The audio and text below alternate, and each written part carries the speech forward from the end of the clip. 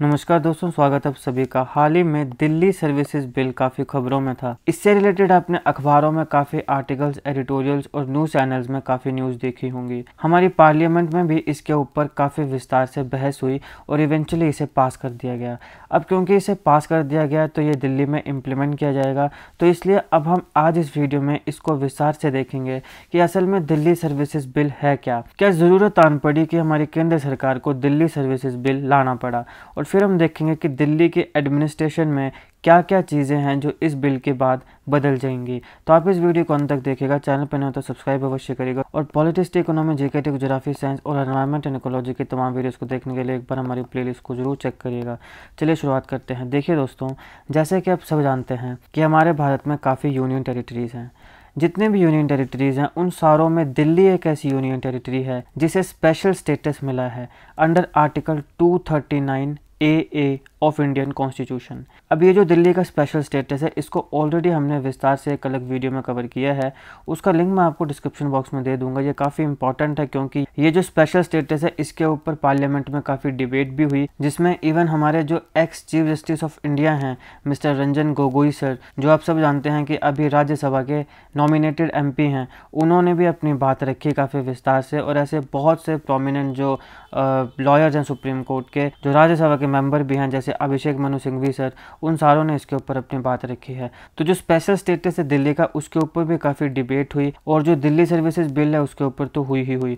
तो ये काफ़ी इंपॉर्टेंट है क्योंकि काफ़ी खबरों में था, तो इसको आप ज़रूर देखिएगा। इसका लिंक मैं आपको डिस्क्रिप्शन में दे दूंगा, या फिर आप हमारी प्लेलिस्ट में जाइए इंडियन पॉलिटी, वहाँ पर आपको काफ़ी वीडियोज़ मिल जाएंगे इंडियन पॉलिटी से रिलेटेड, जैसे president, prime minister, council of ministry, cabinet, vice president और बहुत सी इंपॉर्टेंट वीडियोज़। उसके साथ साथ आपको ये भी मिल जाएगा स्पेशल स्टेटस ऑफ दिल्ली, तो आप वहाँ जाके भी इसको देख सकते हैं। काफ़ी खबरों में था, ज़रूर देखिएगा, इससे रिलेटेड काफ़ी क्वेश्चंस बनने वाले हैं। तो अब यहाँ पे दिल्ली सर्विसेज बिल आया है, जो कि यूनियन टेरिटरी ऑफ दिल्ली की जो एडमिनिस्ट्रेशन है उसको कहीं ना कहीं कंट्रोल करने के लिए लाया गया है। इसका नाम है government of national capital territory of Delhi amendment bill 2023। अब इसका एम है कि जो एग्जिस्टेंस ऑर्डिनेंस है, जिसकी वजह से आम आदमी पार्टी, जिसके लीडर दिल्ली के CM हैं अरविंद केजरीवाल, उसमें और जो सेंट्रल गवर्नमेंट है उनके बीच में काफ़ी कन्फ्लिक्ट हुआ। तो अब ये ऑर्डिनेंस जो आया, इसको रिप्लेस करने का काम करेगा ये बिल। तो अब ये ऑर्डिनेंस था क्या, और ये ऑर्डिनेंस लाया क्यों गया? देखिए, 11 मई को सुप्रीम कोर्ट ने जो दिल्ली की गवर्नमेंट है इस समय, जैसे अरविंद केजरीवाल की गवर्नमेंट है, तो उनको ग्रांट किया, एलो किया कि उनका कंट्रोल है most services in the capital. Capital में काफ़ी ऐसी सर्विसेज हैं जिनके ऊपर दिल्ली गवर्नमेंट का कंट्रोल है। यहाँ पे 3 एक्सेप्शंस दी गई, पब्लिक ऑर्डर, लैंड और पब्लिक मैटर्स। इन तीनों के अलावा बाकी जो सर्विसेज हैं उनके ऊपर दिल्ली गवर्नमेंट का कंट्रोल है। अब जो मैंने स्पेशल स्टेटस ऑफ दिल्ली वाली वीडियो बनाई है उसको आप ज़रूर देखिएगा, लिंक डिस्क्रिप्शन में मिल जाएगा। उसमें भी मैंने आपको समझाया था कि दिल्ली जो है वो बाकी यूनियन टेरिटरी से काफ़ी अलग है। क्यों? क्योंकि दिल्ली हमारी नेशनल कैपिटल है। यहाँ पे सिर्फ दिल्ली की गवर्नमेंट ही नहीं है, बल्कि हमारी सेंट्रल गवर्नमेंट भी है। तो इसलिए अभी यहाँ पे जो सेंट्रल गवर्नमेंट है वो चाहती है कि कुछ कंट्रोल उनके पास रहे, क्योंकि भैया वो दिल्ली में रह रहे हैं और दिल्ली से ही सरकारें चल रही हैं। और जो स्टेट गवर्नमेंट है वो कहती है कि भाई कुछ थोड़ी बहुत पावर जो है वो हमारे पास होनी चाहिए। मतलब ऐसा नहीं है कि इनके पास पावर नहीं है। जो मैंने आपको स्पेशल स्टेटस वाली वीडियो बताई उसमें मैंने आपको बताया है कि क्या क्या पावर्स हैं दिल्ली में सेंट्रल की और वहाँ की स्टेट गवर्नमेंट की, लेकिन फिर भी इनके बीच में पावर टसल चलता रहता है।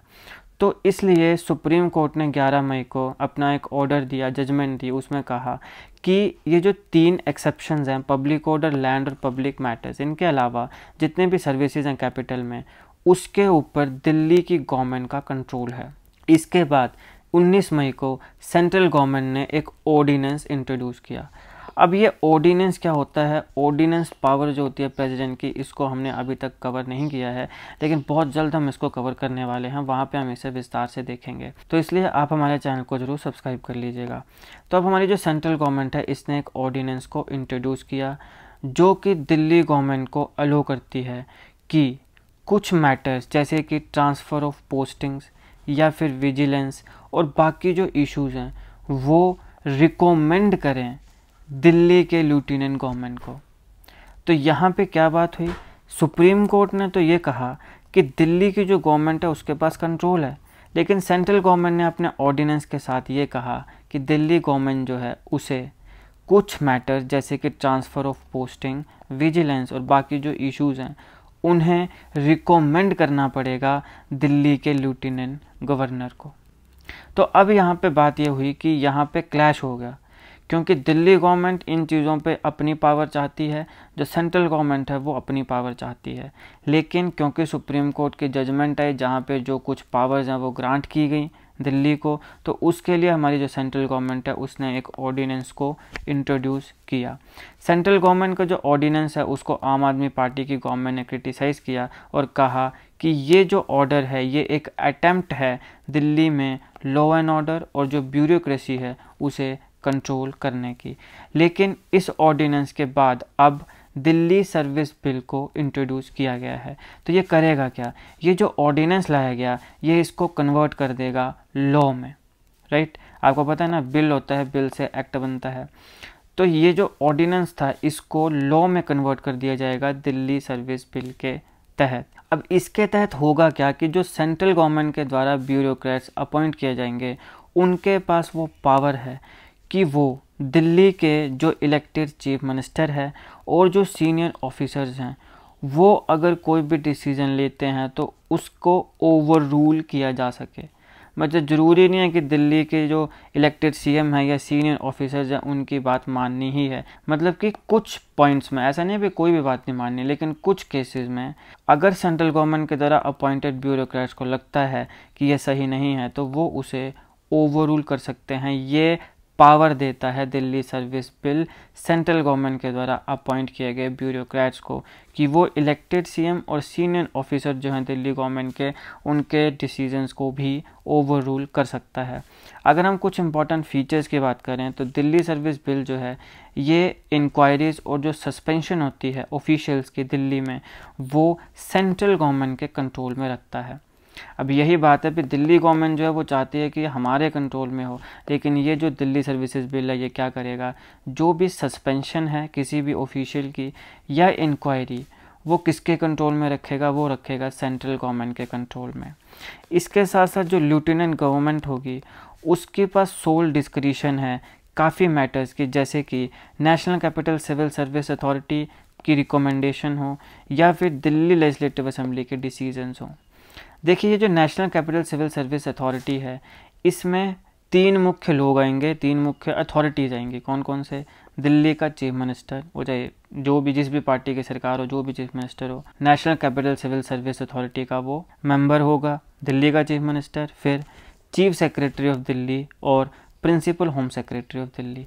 तो ये जो 3 हैं ये कंप्राइज करते हैं National Capital Civil Service Authority को। अब इसका क्रिटिसिज्म क्या है, देखिए कई ओपोजिशन लीडर्स ने, इंक्लूडिंग जो काफ़ी पॉपुलर, काफ़ी फेमस कांग्रेस के एमपी हैं डॉक्टर शशि थरूर, उन्होंने आर्ग्यू किया कि ये जो बिल है दिल्ली सर्विसेज बिल ये अंडरमाइन करता है सेपरेशन ऑफ पावर्स और फेडरलिज्म को। ये हमारे देश का जो फेडरल स्ट्रक्चर है उसको अंडरमाइन करता है, जो सेपरेशन ऑफ पावर्स है। अब सेपरेशन ऑफ पावर्स आप समझते हो ना, सेपरेशन ऑफ पावर्स हमारे यहाँ पे एक तो आता है एग्जीक्यूटिव की पावर और जुडिशरी की पावर, फिर सेपरेशन ऑफ पावर्स आती हैं स्टेट्स की पावर, सेंटर की पावर, और जैसे स्टेट लिस्ट आती है, सेंट्रल लिस्ट आती है, फिर कॉन्करेंट लिस्ट आती है। तो इस प्रकार से ये जो सेपरेशन ऑफ पावर्स हैं कि कॉन्स्टिट्यूशन में बताया गया है कि कौन से जो चीज़ें हैं उनके ऊपर स्टेट गवर्नमेंट काम करेगी, कौन सी चीज़ें हैं जिनके ऊपर सेंट्रल गवर्नमेंट काम करेगी, कौन सी चीज़ें हैं जिनके ऊपर दोनों काम कर सकते हैं, वो कॉन्करेंट लिस्ट होगी। तो इस प्रकार की जो सेपरेशन ऑफ पावर्स बताई गई हैं हमारे इंडियन कॉन्स्टिट्यूशन में उसको ये अंडरमाइन करता है। इसके साथ साथ बाकी लीडर्स ने कहा कि ये जो इलेक्टेड गवर्नमेंट है, अब दिल्ली की गवर्नमेंट को जनता के द्वारा चुना गया है, इलेक्ट किया गया है, उनकी जो पावर्स हैं उसे डिमिनिश करता है, उसे ख़त्म करता है या कम करता है। तो ये इलेक्टेड गवर्नमेंट की जो पावर्स हैं उसे कम करता है, जो कि लोकतंत्र में ऐसा नहीं होना चाहिए। ये कुछ लीडर्स का इसमें क्रिटिसिज्म है। लेकिन हमारे minister of state for external affairs and culture Meenakshi Lekhi ji ने इस बिल को डिफेंड करते हुए कहा कि इस बिल का एम है जो इंटरेस्ट हैं यूनियन टेरिटरी ऑफ दिल्ली के और देश के, उन दोनों में बैलेंस बनाना। यानी जो यूनियन टेरिटरी ऑफ दिल्ली है उनके इंटरेस्ट को भी देखा जाएगा और जो हमारे भारत के इंटरेस्ट हैं उन्हें भी देखा जाएगा। अब देखो, जैसे मैंने पहले भी कहा कि जो दिल्ली है ये एक फुल फ्लेज स्टेट तो नहीं है, ये एक यूनियन टेरिटरी है और इस यूनियन टेरिटरी में स्पेशल स्टेटस है। अभी यहाँ पे विडंबना ये है कि दिल्ली हमारी कैपिटल भी है, इसलिए यहाँ पे एब्सोल्यूट पावर दिल्ली गवर्नमेंट को नहीं दी जा सकती है, क्योंकि सेंट्रल गवर्नमेंट भी, केंद्र की सरकार भी यहीं से चलती है। तो इसलिए यहाँ पे जो टशल्स हैं ये चलते रहते हैं और इसीलिए मैंने जो स्पेशल स्टेटस ऑफ दिल्ली अलग वीडियो में टॉपिक कवर किया है उसमें मैंने आपको बताया था कि यहाँ पे एक्चुअल में कौन सी पावर स्टेट गवर्नमेंट के पास है, कौन सी सेंटर के पास है और फिर कौन से ऐसे टॉपिक्स हैं जिनके ऊपर ये दोनों भिड़ते रहते हैं। तो यहाँ दिल्ली की अब यही बात है कि ये फुल फ्लेज स्टेट नहीं है और क्योंकि यहाँ से देश चलता है तो इसलिए एब्सोल्यूट पावर जो है वो नहीं दी जा सकती है दिल्ली की स्टेट गवर्नमेंट को, स्टेट लेजिस्लेचर को। यही एक कारण है कि यहाँ पे बैलेंस बनाना काफ़ी ज़रूरी है। तो दिल्ली सर्विसेज बिल, जैसे कि मीनाक्षी लेखी जी ने कहा, कि बैलेंस बनाता है यूनियन टेरिटरी ऑफ दिल्ली और नेशन के जो इंटरेस्ट हैं उन दोनों में।